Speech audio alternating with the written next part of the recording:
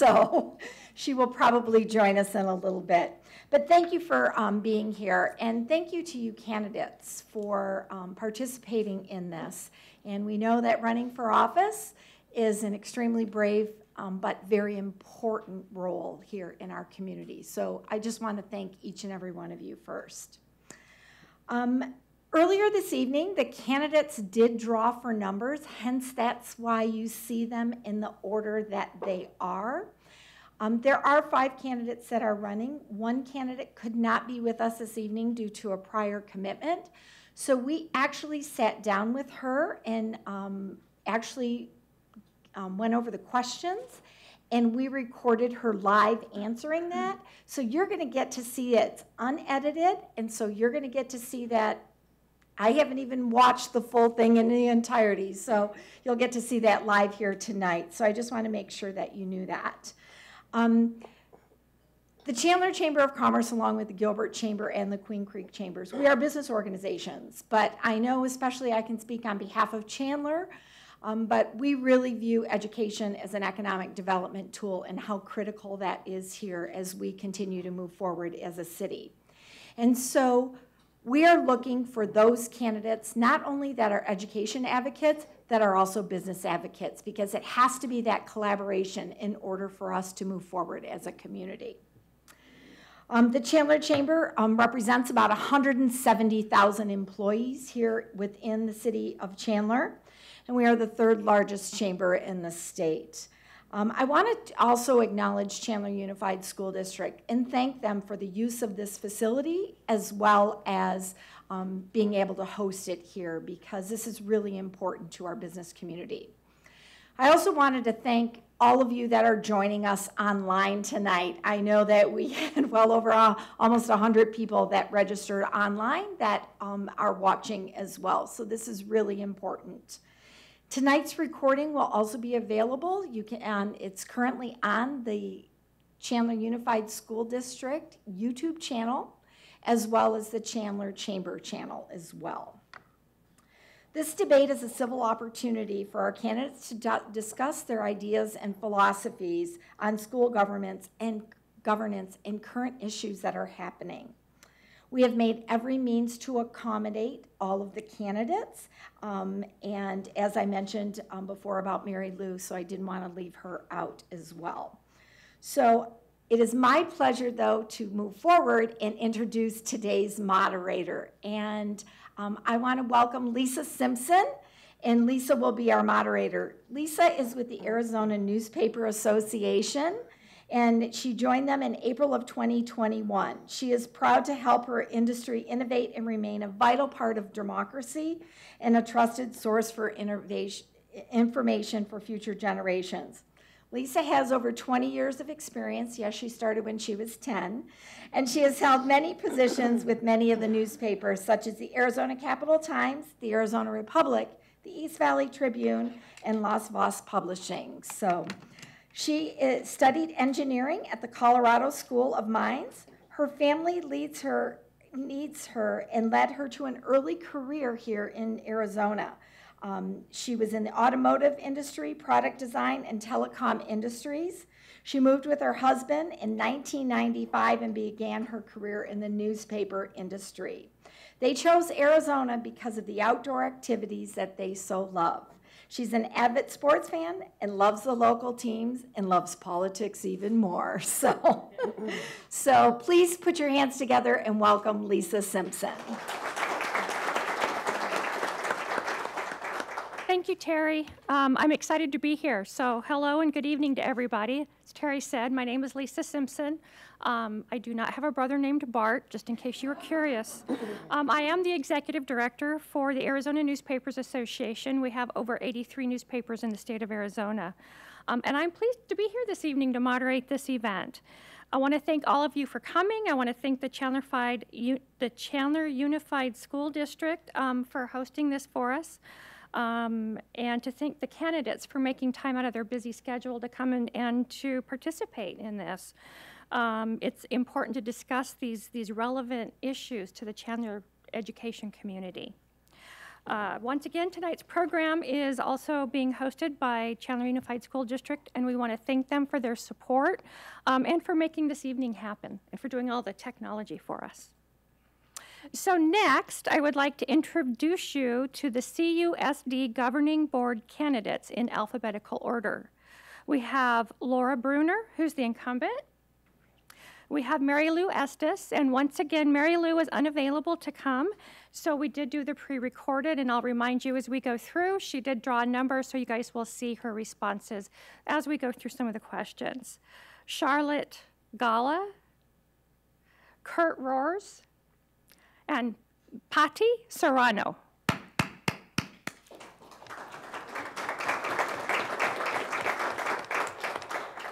Okay, so the candidates did draw numbers. So we're going to start in this order. We'll have Marilou, Charlotte, Kurt, Lara, and Patti. So just to go over the rules for tonight, the debate committee has created questions that are non-biased and education-focused for the purpose of defining the candidates' views on school governance and the role in the education community. In answering, candidates need to provide brief and succinct responses so that the maximum amount of questions can be asked. This debate is a civil opportunity for candidates to discuss their ideas and philosophy on school governance and current issues that pertain to this topic. In order to fully clarify the candidates' views on specific issues, we ask that general information about a candidate's platform be laid out in their opening statement.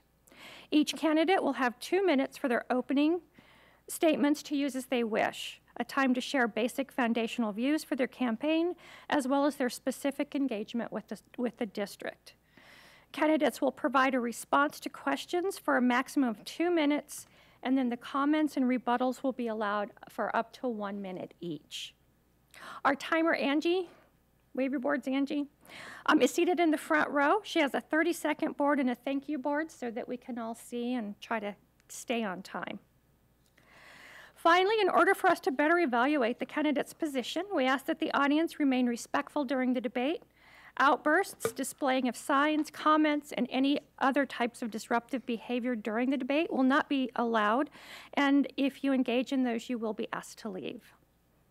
So if everybody's ready, we're going to get started with the program. So we're going to begin with the opening statements, and as a reminder, you each get 2 minutes to do your opening statement. So Marilou, without even being here, drew first. So we will play Marilou's recorded. For accommodating me and the scheduling conflict. I decided to run because I just felt that the teachers in CUSD needed a voice and the students need a voice. It's just, you know, kind of uncertain times right now for them. And I am a former Chandler teacher. I taught 21 years for the district in 3 different schools, elementary schools. I taught at Galveston, Bologna, and Bash Elementary, 1st, 2nd, and 4th grade. And I just thought that I needed to just get in there and, you know, speak for the teachers and speak for the kids and also for the parents too, because I know there's some, you know, parents are kind of questioning what's going on in the classrooms and things like that. So I just felt that this was a time, and I'm not, you know, I just wanted to do it. I apologize for the video. We do have this on here, and we'll get it set up for the next one so that you can physically see Marilou. Also, on our chamber website, we have each of the candidates, their written statements, as well as their video statements on there for your future viewing. And we'll make sure that we get this going for the next round. So let's go ahead and... Is that all Marilou had to say? That is all that Okay. Marilou had to say, yes. All right, Charlotte, you have 2 minutes. Hello, my name is Charlotte Golla, and I'm running for the Chandler School Board. My husband and I have lived in Chandler since 2005, and we have 4 children in 8th grade, 6th grade, 2nd grade, and kindergarten, all in Chandler schools. When I left the corporate world in 2013 to focus on my expanding family, I realized really quickly that I missed adult conversation. So I jumped headfirst into volunteering at my kids' schools. I've been room mom, PTO secretary, PTO president, and fundraising chairperson. I really hit my groove with fundraising, so that's where I spend most of my time. And last year we wrapped up our 5th annual Checkathon fundraiser, raising $100,000 in-house at a 2% budget with a school with less than 500 children. So I know how to get a good team together and get a crowd excited. Now that my baby is in kindergarten, I want to give back to our community. I now have the time to serve, and I want to do just that. I'm a creative problem solver, and I really believe in our school district. We have the top 3 elementary schools in the state, with Knox, Weinberg, and CTA Independence. And we have those top 3 schools because our district isn't afraid of being innovative. Those are 3 of our magnet schools, and I want to be a part of that direction of our school district to keep that innovation going. I'm running because I love our children of our district, I love our teachers of our district, and I have a servant's heart. So I'm Charlotte Golla. My website is charlotteforchandler.com, and I look forward to serving you. Thank you, Charlotte. All right, Kurt, you're next. Good evening and welcome. First, I'd like to express our appreciation for the Chandler Chamber, the Gilbert Chamber, and the Queen Creek Chamber for giving us this opportunity to speak to you tonight. My name is Kurt Rohrs. I'm a parent in this district. I'm involved with the district for many years, 15 years on the budget committee as well. I moved here in 1995. I raised 3 kids in the district, all who went on to college. First one just graduated from college in May and has a job, by the way. So I'm appreciative of the district for the good education that they got here. I'm also involved with the Chandler Chamber Public Policy Committee. I've been involved with them for a number of years, particularly in the education and workforce development areas. My education, I have a graduate degree in chemistry, which led to a technical career, and then an MBA in finance, which led to an executive career after that. I spent 18 years in the high-tech industry, working executive positions, traveling all over the world, working with people from many, many different cultures. So I was a substitute teacher in CUSD, so I was able to get in the classrooms to see some things that were going on there. I volunteered with ICANN, helping kids with homework after school, and I coached student athletics for quite some time. 5 things I want to work on: catching up on learning loss from recent school closures. Scores just came out, and they are bad. I think it's where we really need to work. Improving student retention. We're losing students in the district. Improving staff retention. And then one thing I really want to work on and talk about tonight is introducing a heavier emphasis on career and technical education and workforce development for kids to be able to find jobs after they graduate from the district. Thank you. Thank you, Kurt. Now, Laura, it's your turn. I'd also like to thank the Chamber for all the hard work of planning this event, and I totally appreciate all the folks that have been supporting education in our community for many years. It makes Chandler what it is today. I'm Lara, and I'm a parent and national award-winning educator who has dedicated my life to serving children. While earning my degree at Rutgers, I volunteered at a school for children with autism and at an evening school teaching English to English language learners. And then I substitute taught in local schools. After graduating with honors, I worked with students who faced intellectual and learning challenges for 13 years. And since 2005, I've been teaching psychology to high school students. This year, I teach in the morning, and I spend my afternoons working on educator retention and engagement. I have served on numerous local and statewide committees for education. I've developed and sponsored mental health clubs for students. I've presented at national education conferences. I've developed retention programs for teachers, and of course, I currently serve as a member of the governing board of this amazing school district. Thank you for having us. Thank you. And now on to Patti. Good afternoon, everyone. My name is Patti Serrano, and I am your Chandler Unified School District Governing Board candidate from our district for our district. A special thank you, of course, to our Chambers of Commerce and sponsors for highlighting the importance of this election and creating this space to better inform our community. It's no coincidence that Chandler's Chamber of Commerce is the third largest in the state, just as CUSD is the third largest school district in our state. This is critical. What we're doing here tonight is important. And I thank you to each of you here in person and those watching with us online for showing up. We show up because we care and have a vested interest in what happens within our schools here in CUSD. That is one of the reasons I'm here tonight as your candidate for CUSD Governing Board. This decision is absolutely personal to me. I'm a proud public school CUSD mom. My son's been in the district for over 9 years since kindergarten. I'm a proud CUSD alum, product of our schools. I graduated from the second graduating class of Hamilton High School in 2001 when it was brand new. I hear that's not the case now. We have newer high schools. And my family's absolutely rooted and invested in this district. I have family that has taught here for over 24 years. I have family that has played a role in our staff. And all of the children in my local family have gone through CUSD schools. In fact, I had the honor of participating in our CUSD's I Am Chandler campaign. As a CUSD mom, alum, and community member, I have distinct ties to our district. As a mom, I get it, and I'm ready to bring representation to CUSD that prioritizes the best whole child education that we can offer in all of our schools, north and south of the 202, for all of our students, educators, staff, and community at large. Thank you. Thank you. All right, we're now going to move on to the question. As a reminder, if you're the candidate with your question, you get 2 minutes to answer. Then each candidate will have 1 minute to comment or rebut after that, okay? So Charlotte, you have the first question.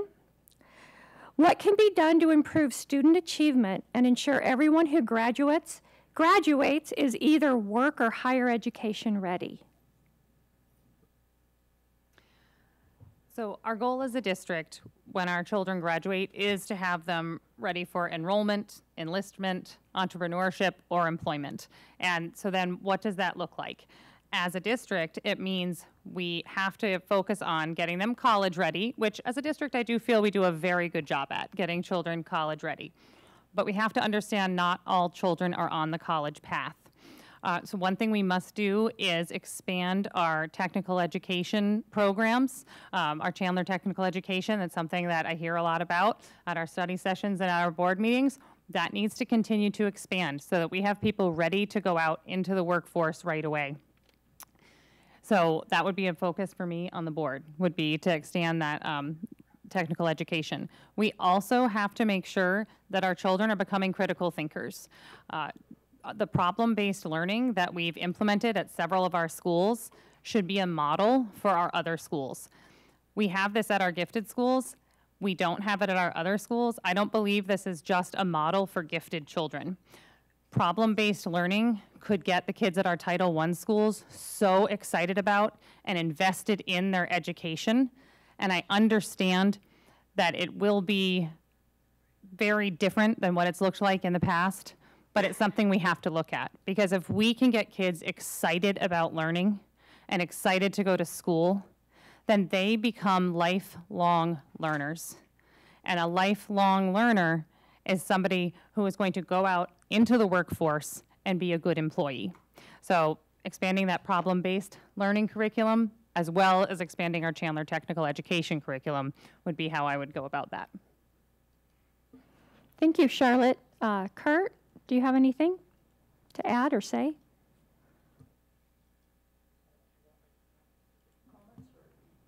You response or original comments? You have 1 minute.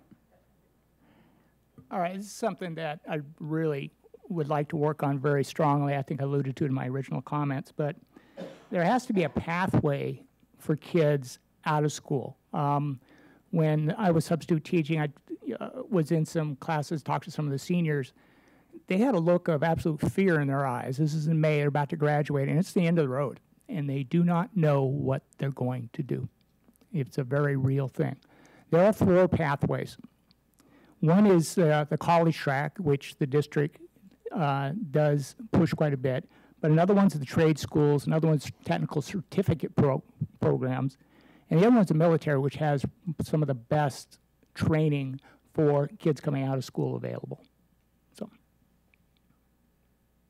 Thank you, Laura. I think the core of what we do in education is to prepare students for their future. That future is absolutely including academics. They need to learn to read. They need to learn to solve problems related to mathematical and scientific and social issues. They need to learn to communicate well, both in writing and, interacting one-on-one and with larger groups. We also want to build character traits in our students, financial literacy. We want them to be able to use technology efficiently and understand their rights and responsibilities as citizens. This is a tall order for schools, and the research shows that the #1 way to do this is to hire the best teachers. They make the greatest impact on our students, and we need to create programs and find ways to retain the excellent teachers that we already have through things like stay interviews, and my time is up. Thank you. Thank you. And Patti? Hi there. So I think this starts by what we're literally doing here tonight, strategically coordinating with our chamber and other stakeholders to continue to offer and expand on opportunities. A great example is our successful partnership and relationship in regards to CTEs and what we do with EVIT. We should grow those type of partnerships, and that would look like promoting the option of career and technical education. It would look like working with our local businesses to include CTEs alongside them and internships. And finally, I believe it's critical in addressing what's to come. By the year 2030, Arizona will be a minority-majority state. We have to ask ourselves, are we directly addressing that, preparing for it, and doing what's right to prepare our students, knowing that's inevitable? Okay, thank you very much.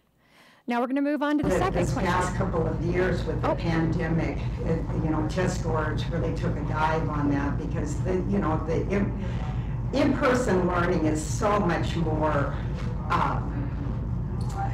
efficient, and teachers are not trained to do online teaching as well, and so just the connection with the students in the classroom is just so important. And I just felt as far as the improvement, how we can get them back up to speed is, boy, that's just, you have summer schools or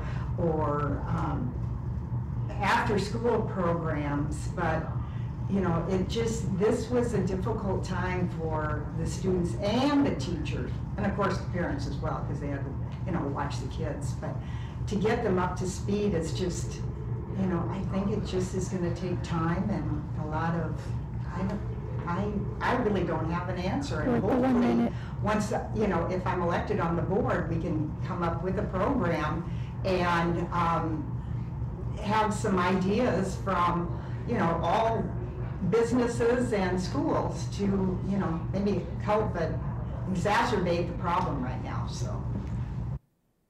Sorry, I forgot about Marilou. Okay, now we're going to go on to question number 2. Kurt, what do you think needs to be done for school safety, and what can a governing board member do to keep staff and students safe? Yeah, this is probably the scariest thing for parents and for teachers as well, concerning some of the stuff that have happened. I know that after one tragedy they had in the East Coast, the district did respond and put up fencing around every school in the district at a substantial expense, okay? And they felt they needed to do that. When it never was in the budget, they used the reserve funding for that. I've visited some of the schools, and they're tightening up that as well with the Sallyport concept. But I really liked having the SROs in schools. These are police officers that are paid for by the district and the city to make sure that we have somebody there in case of a very difficult situation. We have a new security chief here who's ex-PD. We've met him. We think he's great. And I think we'll probably continue to work on a lot of the safety things that we need to work on. The other thing that really concerns me now is the drug problem. And I don't think we talk about this enough. We've all seen the pictures of the candy-colored fentanyl pills. Those are coming into schools. And we're going to start losing some kids if we don't jump on this right away. So I hate to say it, but you probably need some diversion programs for kids that are caught.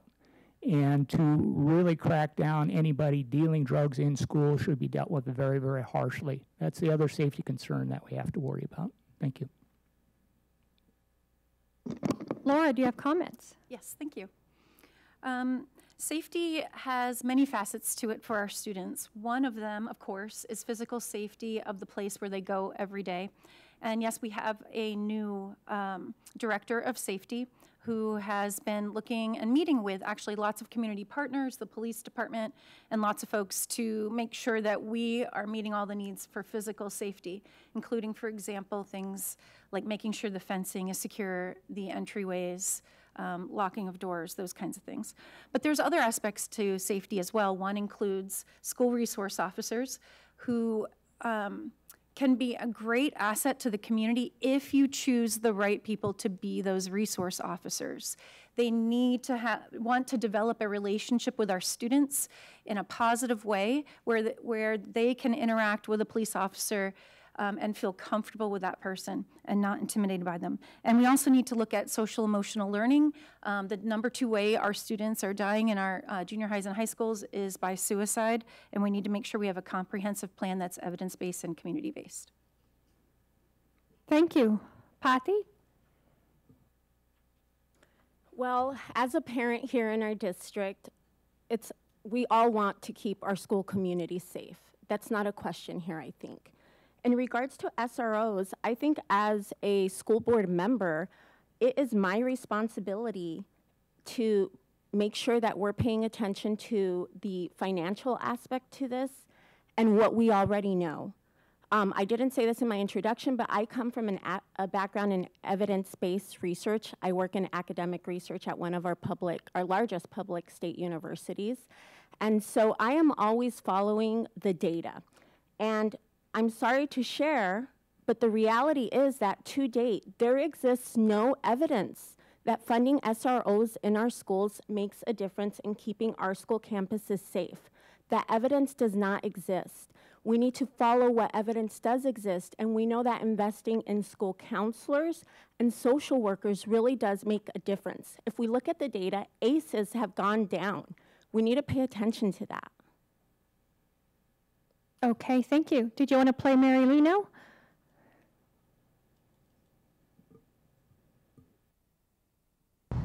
I know there are, this is kind of a touchy subject, actually, because I know some parents, are okay with SROs and police on campus, and some parents are not. They just feel that, that's with the police presence, the kids aren't comfortable. I think that right now, even when I was teaching, they had there's protocol in place for the lockdowns, and what the kids are very, I don't want to say well trained, but they know the protocol and they know what to do when, there's emergency drill or whatever. But as far as, I think if the board decided to, or Chandler PD, got more police presence, SROs or whatever on campus, the one thing I want to make sure is that the officers are very well trained to know the students. It's, we've had some, I'm sure, episodes where they just don't have the connection, or they, kids are kids, and teenagers especially, they're, you know, they have their own personality, and that I just think that the SROs and the police need to be trained to know, be a little more cognizant of the teenagers and all the kids. So.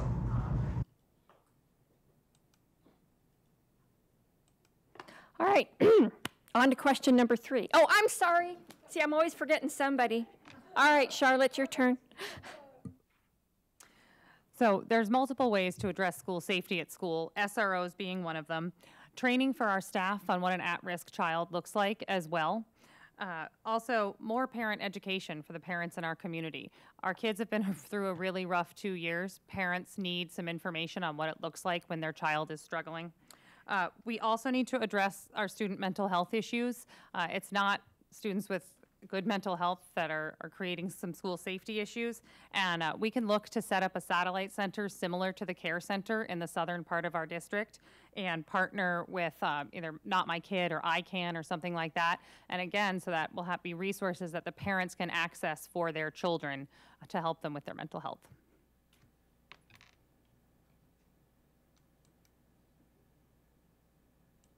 Okay.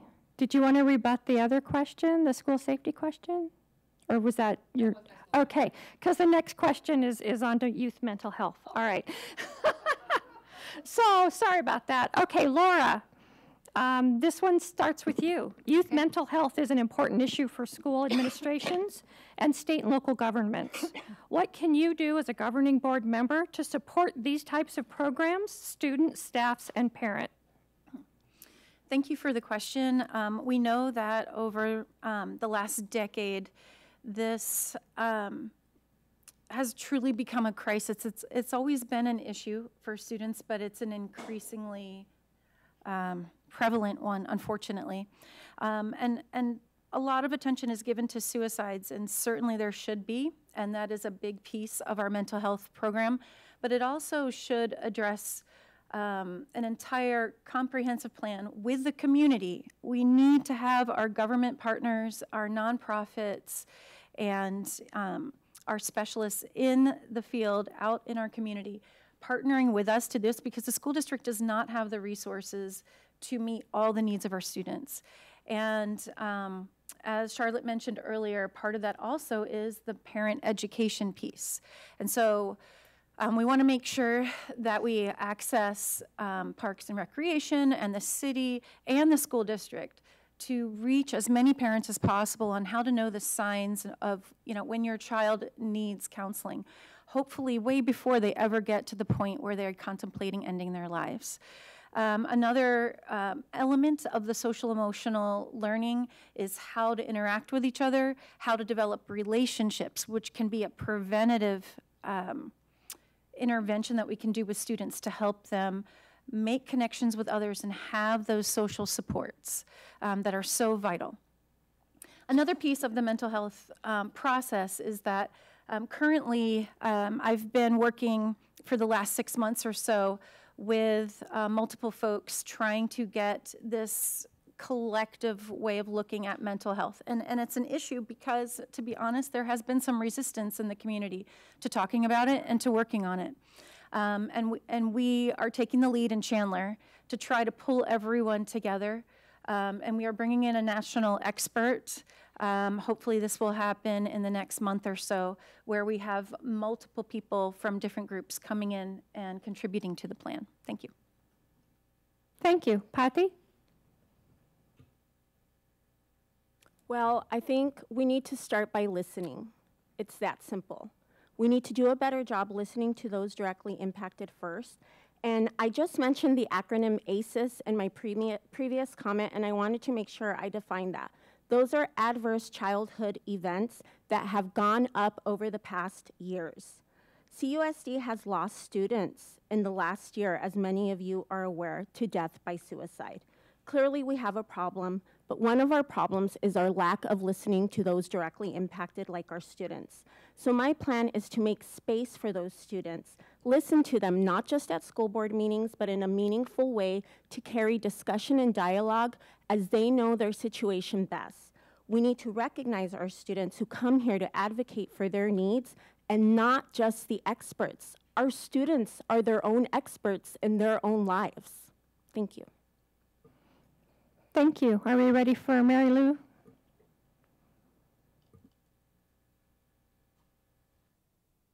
CUSD has put in place quite a few programs right now. So, and they have, I think, 92 counselors and 21 social workers throughout the district. And I think they have put, quite a bit of money into those programs, and they have had other entities come in to help with the youth mental health issues. And I think it's a good start of what they're doing, but we need to find out why and talk to the kids and have something, where they have a safe zone to go in and, maybe talk to a counselor and just feel like, or have a group of students that can meet in a club. I know they do have a student club, but I think they need to feel comfortable enough to be able to talk to someone,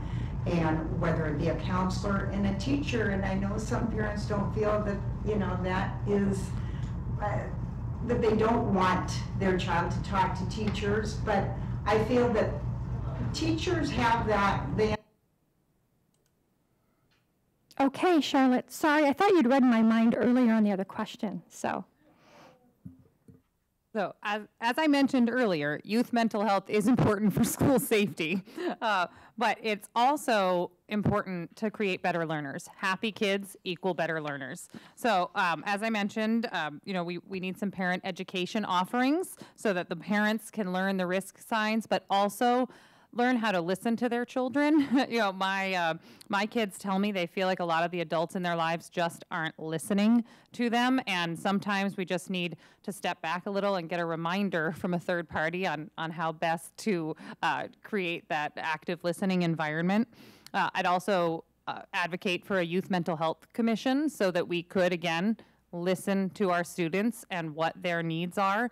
And as I mentioned, create a satellite center in the southern part of our district, somewhat like the care center, and have it as a place for children to go, for the parents to take them there to access those mental health services. Thank you. And Kurt? Yeah, one thing I'd really like to understand about this is the causes. I mean, just treating symptoms is one thing, but treating the causes will actually start to impact the problem. Kids are under so much more social pressure now than they ever had been before. And part of this may be because a lot of the political agendas are being driven through the education system that parents in particular are not real happy with. So the second part of this is parents have to be involved. You can't hide these things from parents and try to treat the kid yourself. It has to be a joint effort between it. Now, there was a presentation here a few weeks ago, and they talked about that extensively here. Most of the programs are based with the county health department. So we need to take advantage of the programs that are available instead of trying to reinvent the wheel here in Chandler. There is a lot of resources available with the county, and let's use those. Thank you. Okay, now we're going to start on the next question. Patti, you can start this one off for us. This past Arizona legislative session had a large number of education and school bills that became law. Which bill gave you the most concern, and how will you handle the implementation as a board member? Well, I hope we are all somewhat familiar with the aggregate expenditure limit. It is not a new law, but we waited until the very last minute at the end of this legislative session to approve passing the cap on that limit. Basically, there's a limit to the budget that is handed down from the state to our school districts. We were put in a very, very heated situation this last spring with the threat of them not lifting that cap. What that would have resulted in is us not being able to possibly finish the school year in other school districts. I do applaud CUSD because we have reservation funds that would have met the need for us to finish the school year. but we have to address all of our students throughout the state and be good neighbors. I think it's extremely important to advocate for repealing this limit, and that is something that I'm really looking forward being done in this new legislative session, and I hope people join the advocacy that we're doing throughout our pro-education organizations.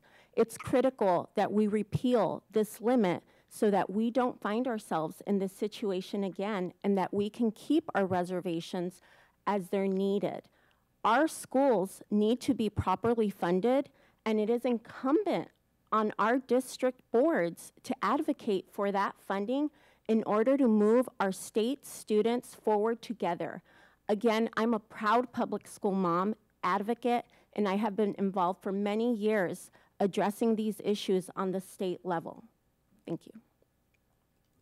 Thank you. Do you want to, okay, here we go. I think the one that concerns me the most is the funding and the AEL, the aggregate expenditure limit, because that is going to happen year after year after year until the legislature or the Constitution is amended, because I just fear that this is going to occur, like I said, year after year, and we need to do something, because once you give a district X amount of dollars, they're planning their budget around those X amount of dollars, and then towards the end of the year, it's like, oops, no, you can't have that $8 million that we told you you could have. So something needs to be done, and I think that is a very important, whether it be a bill. I know Representative Pollack introduced a bill to extend the AEL for 1 year, but like I said, I fear that this is going to occur every year. So that's it. Thank you. Charlotte? Yes, and I'll respond to the aggregate expenditure limit. So the aggregate expenditure limit is a taxpayer protection that was passed in the 1980s, and I don't disagree that it is very difficult for the district to be given a budget and then not have access to that budget if it exceeds the aggregate expenditure limit. But what I would advocate for would be fixing the limit, so excluding the Prop 301 money as it used to be, but then wasn't upon renewal, and then updating the calculation to be more reflective of our times. That way the state legislature can then give a budget that falls within the aggregate expenditure limit, because it is untenable for the district to be given a budget and then Lucy with the football have it taken away. But we cannot totally abandon that taxpayer protection either. We need to fix the limit. Thank you. Kurt? Yeah, the one I was most interested in was that there were finally some restrictions put in on CRT-type doctrine in the schools. Now, yeah, I know it's only taught in law schools and la-di-da-di-da, but you know, if it walks like a duck and talks like a duck, it's probably a duck. So judging kids based on their race and then separating them into groups and calling one oppressed and one oppressor, that needs to stop. They're kids. And I can tell you, being in the schools, they don't really care about this. So there were a couple of things in there, holding kids responsible because of their race for things that happened decades ago or even centuries ago. You know, holding kids morally responsible for things that other people do in their race. We shouldn't be judging kids this way. Let them be kids. And I'm really glad the legislature finally got this right. Thank you. All right, and Laura? So the question was, which bills give us the most concern? And honestly, there's a lot to choose from, I'm not gonna lie. And so I'm not gonna go into the aggregate expenditure limit because we've talked a lot about that. That is certainly a concern, as well as other means by which they are trying to remove funding from our district schools. Those are huge concerns for us. But I'll also talk a little bit about some of the other things that might be smaller issues, but have a great impact on our ability to hold on to our excellent educators. There have been multiple bills that have been proposed, not just this year, but the last few years, where we lower the standards for teachers, for them to become you know, an educator of our children in the classroom. And in addition, we are questioning every word and every activity that our teachers do. And if you don't think that impacts people and what they do every day, you are being very naive. People do not feel like they're supported by the community in the classroom because they feel like they're targets and they're afraid. And I think we need to look at that again and explore how we can support our teachers, not undermine them. Thank you. Okay, we're going to move on to question number 5. No, sorry. The way it's set up is you get to do, oh yeah, no, you started it, right? Yes. Sorry, yep, nope, Yes. you started it. So if you want to wrap something up in your closing remarks, you'll have a chance then, but. No. You started off with You 2 started off with the minutes. 2 minutes, so, yeah. Okay, so question number 5, we'll start with Marilou. And the question is, do you support programming that includes diversity, equity, and inclusion, Support and social and diversity emotional learning in social learning CUSD? in Chandler. Go ahead and finish, I'm sorry. So once again, the question is, do you support programming that includes diversity, equity, and inclusion, and social and emotional learning in CUSD? Why or why not?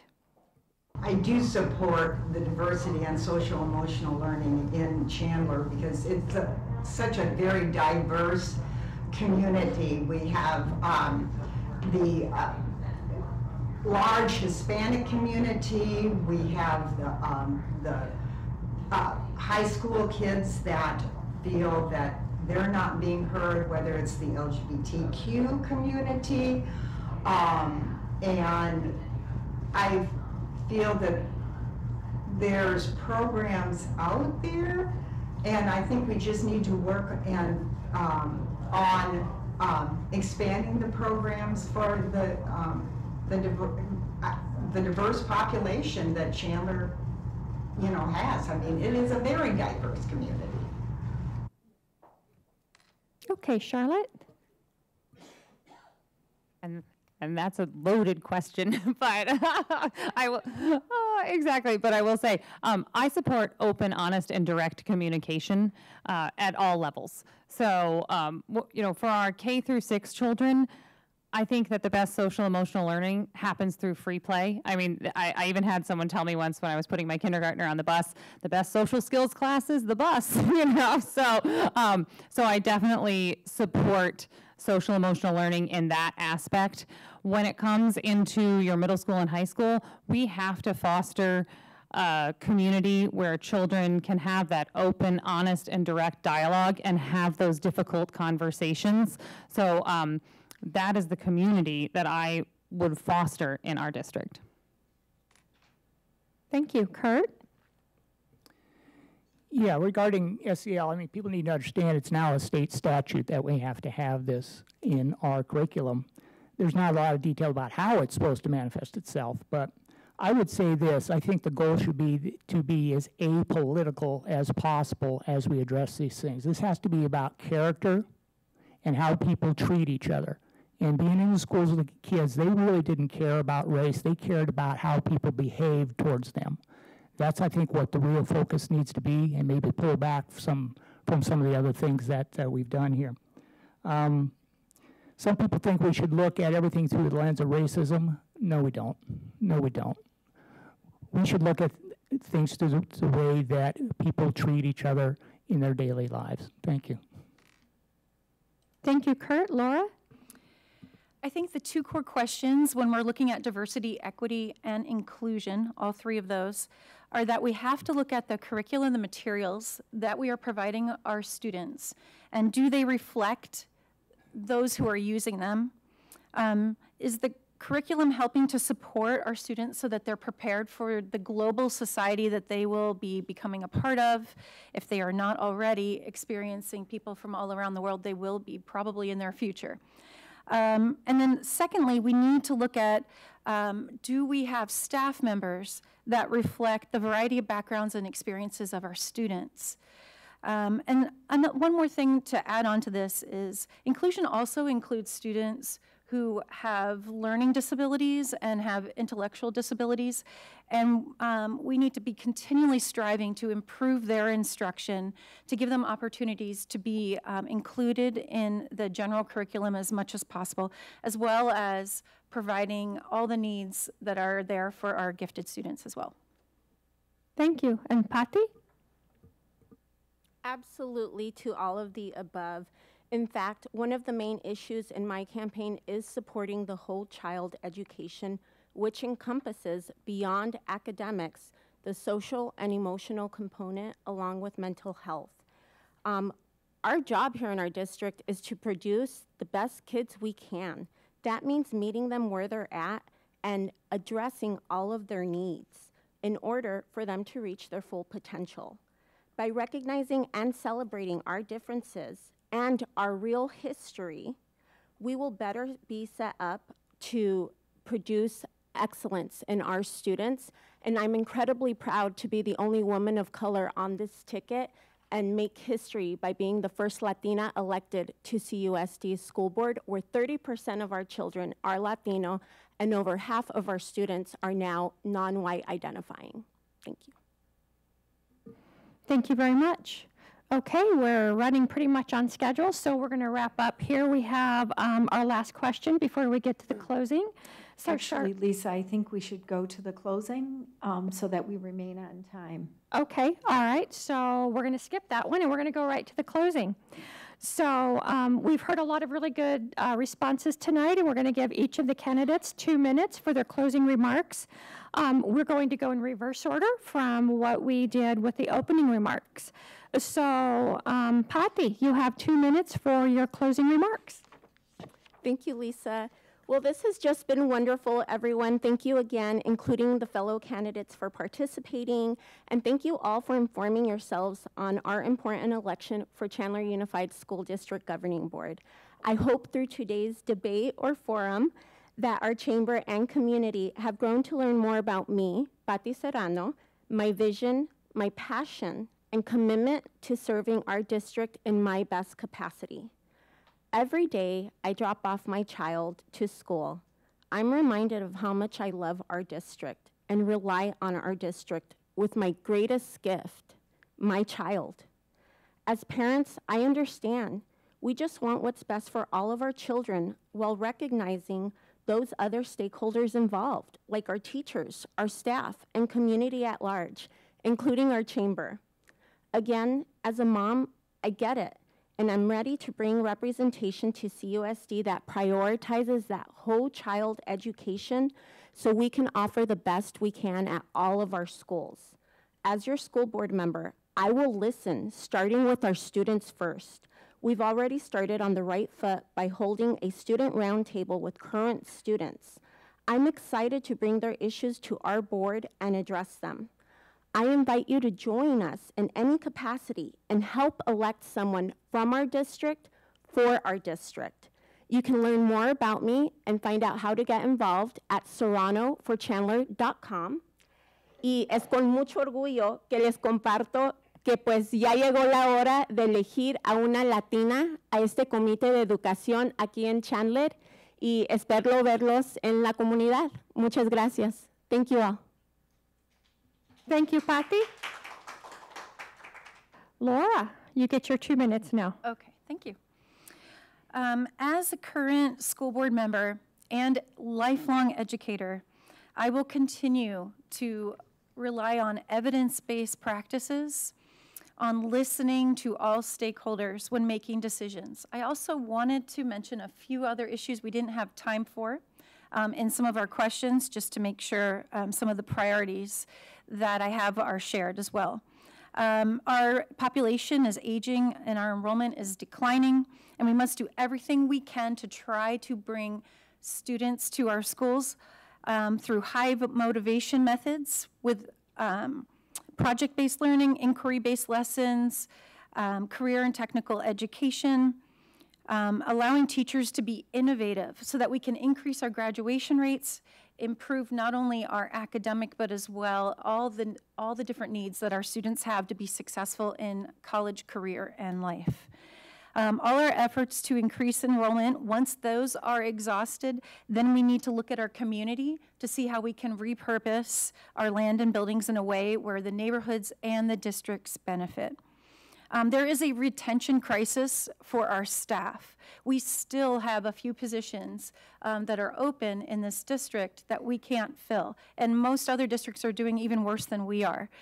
We need to create a plan where we gather information from our employees in a proactive way, where we have a meet and confer process for non-budgetary issues so that staff feel like people are listening and that they can address the problems before they become too large and insurmountable. We need to give teachers autonomy and a voice. We need to make their jobs sustainable by providing the resources that they need. We need to foster connections to the community to help the mental health of our students, and we need to maximize our funds towards salaries. Thank you. Thank you. Kurt? Well, again, I want to thank you all for being here. Last couple comments I wanted to make is that I go to a lot of school board meetings, and one thing I've noticed over the last several years, there is nobody on the board that really represents the rights of parents and the rights and the concerns of parents. And that's why I think we need to get a couple parents on the school board. Arizona state law is very, very clear. It says that the liberty of parents to direct the upbringing, education, health care, and mental health of their children is a fundamental right. That includes the right to direct the education of the minor child. The parents have that right. The right to access all records regarding the minor child, the right to direct the upbringing of the minor child, and the right to direct the moral and religious training of the minor child. That is not the responsibility of the school district. The responsibility of the school district is to teach them to read and write and do math. And the second thing I wanted to bring up is that we are facing, I believe, a very serious problem in our learning loss here. I want to make sure that all schools are above 50% proficiency in reading and math. We have schools that are down in the 20 and 30% range, and it got much worse over the school shutdown. The third thing is really starting to push job skills training and workforce development. It's very important to the city. It's very important to the Chandler Chamber. I want kids to have a pathway out of high school that's very well defined, and I think we could do a much better job with that. Thank you. Thank you very much. All right, Charlotte. I want to close with some of the varied life experiences that I bring to the board, and then also with what I want to accomplish as a board member. So the life experiences I bring are varied, and it begins with having a reading specialist for a mother. So my mother was a teacher in public schools, then at a literacy center for illiterate mothers, a tutor for children with dyslexia, and finally a teacher trainer in the Wilson reading system. Watching her dedication to education with a focus on the most important cornerstone of reading shaped my appreciation for educators. I ended up following in my father's footsteps, not my mother's, and worked in our family TPA business. I worked in implementation throughout high school and college, and then after I was shipped out to get some sales experience at other insurance companies, returned to be the regional sales manager for the Western region until we sold the company to WageWorks in 2013. Working at a company and seeing it grow from 2 employees to 250 and then being an integral part of its sale teaches you the importance of creative problem solving and critical thinking, both of which are crucial for a board member. I am a creative problem solver as well as an excellent communicator. I value open, honest, and direct discussion, and I can see all sides of an issue and enter every dialogue with an open heart and an open mind. I'm excited to address all issues brought forward to the board, including learning loss, student mental health, expanding CTE offerings, and finding creative solutions for our schools with declining enrollment. I also really want to look at our business model. Right now, the only path for significant wage enhancement in our district is to leave teaching and go into administration. Intel has 2 career paths, a management and a technical. I don't see why we can't look at things and see how we keep our master teachers in and around the classroom and compensate them accordingly instead of having them leave for administration to make a higher salary. I'm Charlotte Golla. My website is charlotteforchandler.com, and I'm open always for you to call me with any questions. Thank you. Thank you, Charlotte. And we wrap up with Marilou. Again, I'm Marilou Estes, and I'm running for the Chandler School Board. I just feel that it's important to bring the governing board and the business community together to figure out what we can do for our students. My family moved to Arizona 60 years ago. I've lived in Chandler for 40 years. I was a CUSD teacher for 21 years. I think I know the community, the Chandler community, and like I say, I want to be a voice for the students and let them know that there's somebody on the board that really does care about them. And I want to be a voice for the teachers and the parents, because I think, without, we have to have those teachers, and we have to have highly qualified teachers. And if we don't listen to them, they are leaving in unprecedented numbers, and we need to listen to all, everybody. Thank you. This concludes our debate for this evening. We've heard some really great responses from our candidates, and I hope this program gives the voters a clearer picture of which candidates that they would like to support. Again, I would like to thank the Chandler Unified School District for their support in the program venue space. Ladies and gentlemen, thank you very much for your interest and participating in tonight's governing board debate. And thanks again to the candidates for taking time out of your busy election season to come and have this conversation with us this evening. A reminder, early voting begins on October 12th, and the general election is November 8th. Stay healthy, stay safe, and have a great evening.